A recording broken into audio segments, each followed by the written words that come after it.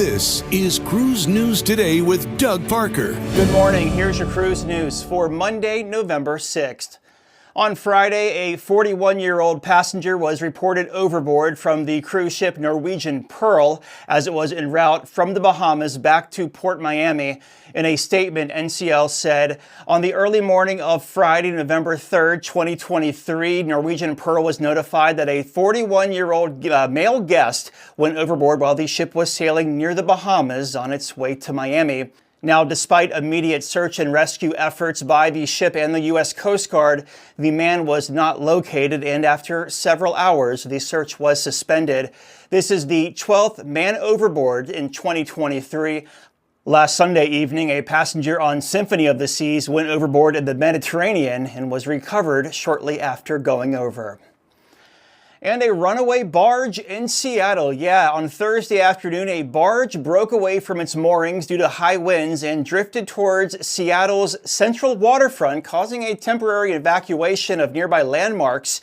Now, the crew of the King County water taxi, led by Captain Dan, acted quickly to redirect the barge, averting a major collision with the Seattle Aquarium. The barge did make contact to Pier 66, which is the Bell Street cruise terminal where Norwegian Cruise Line docks. It was, though, however, quickly secured and with the help of 3 tugs was towed back to its original dock.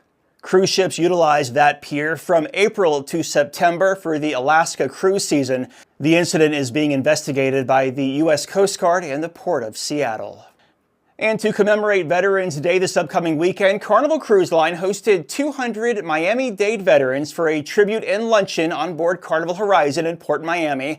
Carnival's president, Christine Duffy, spoke at the event. We could not think of a better way to launch these hometown heroes salutes than to do so here in Miami-Dade County.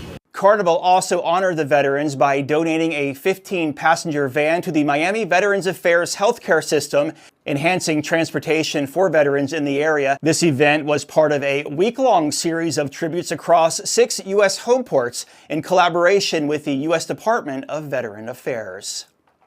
And cruise line stocks were up on Friday. Carnival Corporation up 5.5%, 12.55. Royal Caribbean up 4.5%, 92.36. And Norwegian up 5.6%, 13.81.